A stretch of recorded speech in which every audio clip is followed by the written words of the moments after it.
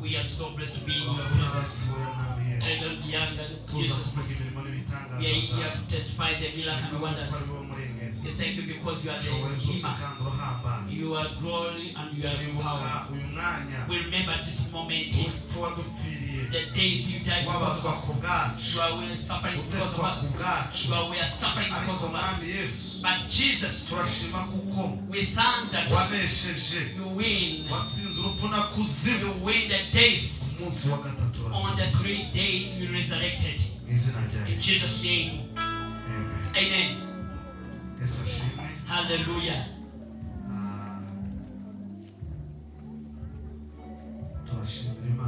We thank God. We gave a good service today. Happy Easter.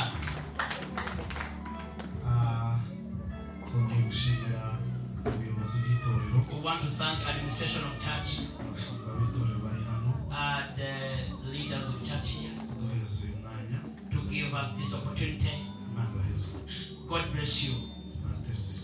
Pastor Zichaza, Pastor Soka, Pastor Ramtwa. And God bless you. We are so happy. Even the member of church. And God bless you.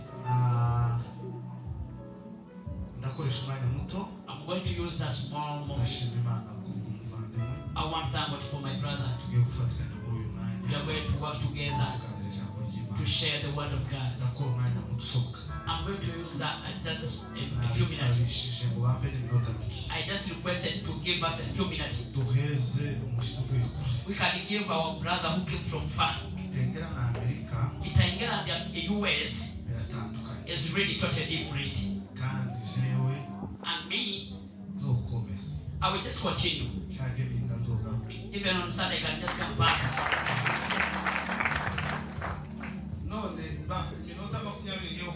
The 20 minutes I'm going to use, we are going to celebrate 5 minutes. Because the 3rd day Jesus resurrected. And 15 minutes, I will just use 12 minutes. And 3 minutes I will just give to the leader. Then the intercessor, please come forward. I just welcome my brother Bosco. Most welcome and may God bless you. Please come forward. It was from Mihango. Most welcome. Please come and celebrate the victory. In a few minutes, we are just talk more evening. Please come forward.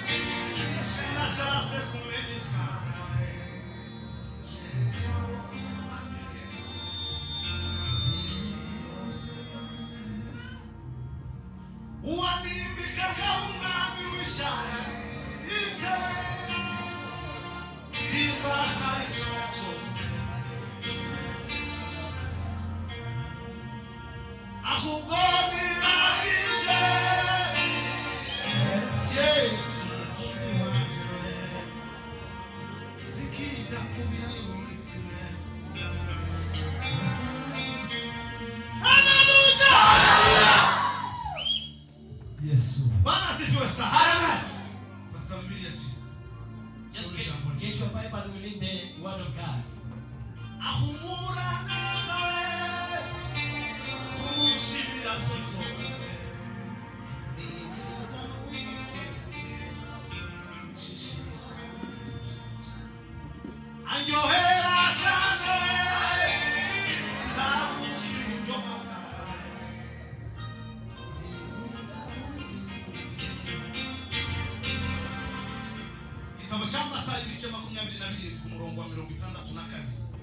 Book of Matthew 27:62.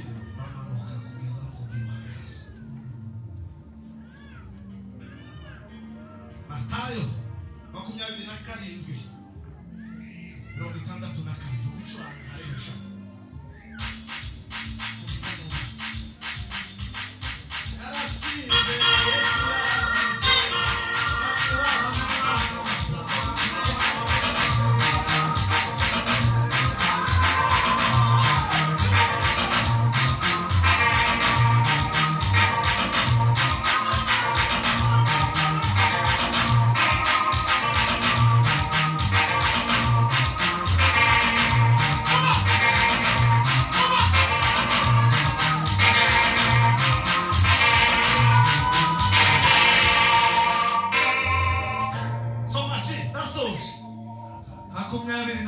Matayo 27:2 haravuga ngo nuko bukeye bwaho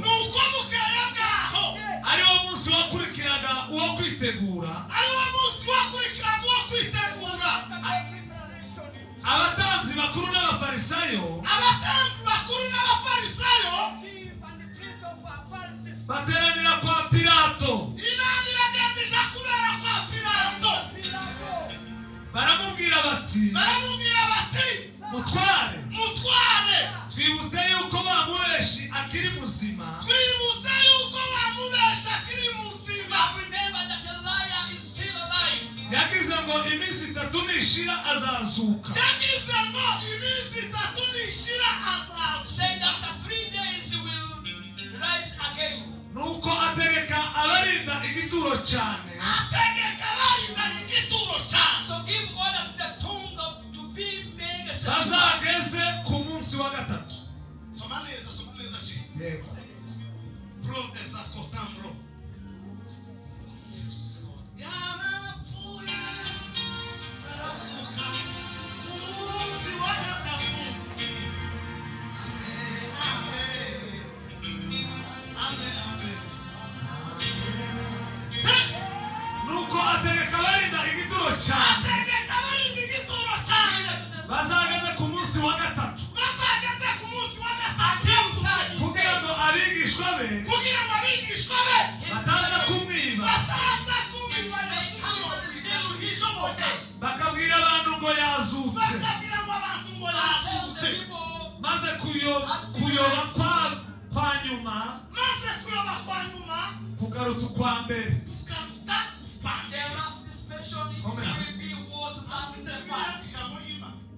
Who have the Bible, the word of God?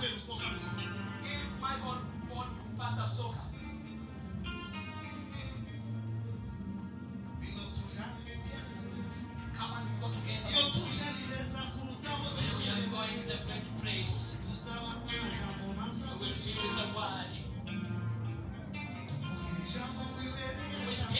God before the world. We know.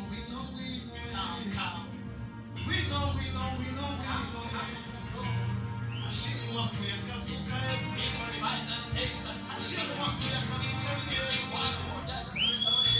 So mu izina rya Yesu. Dasoje. I'm done. We are done. Umunsi w'imyiteguro y'isabato urangiye.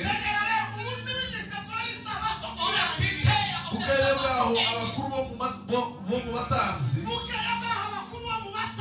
n'abafarisayo bateranira kwa Pilato. Baramubwira bati, nyakubahwa, twibutse ko wa mubeshi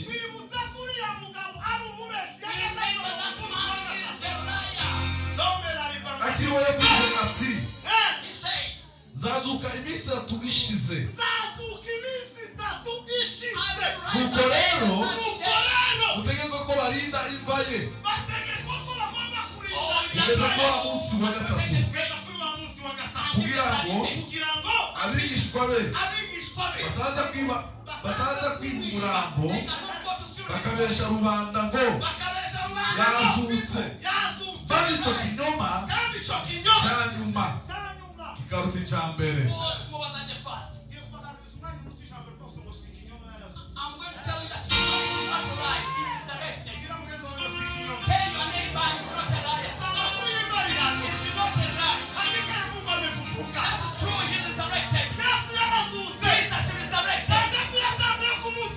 He said on the third day, Jesus resurrected. Right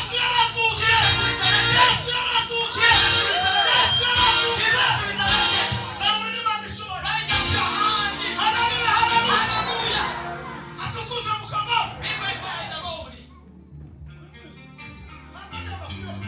It's not just only the use of WhatsApp. It's not on the Facebook. It's not on the social media. It is a true. His grave is open. The grave of Jesus is open. Others now they are still closed.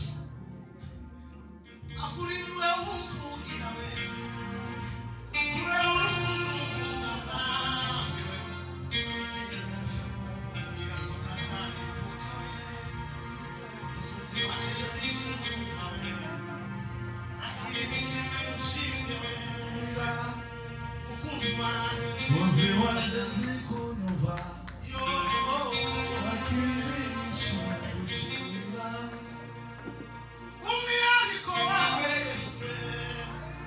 wabare ukora ibitangaza uvuye kazuka ni wowe wa mbere imva yawe irarangaye magingaya izo bandi zarameze ivyatsi Yesu.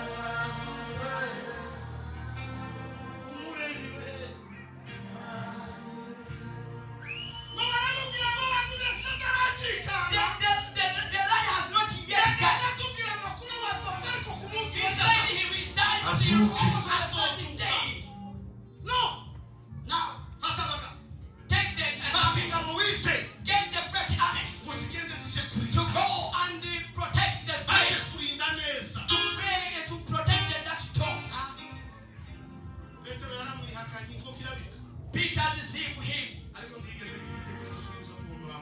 He never go to see the body of Christ Jesus. Thomas was like doubt. He never go to see the body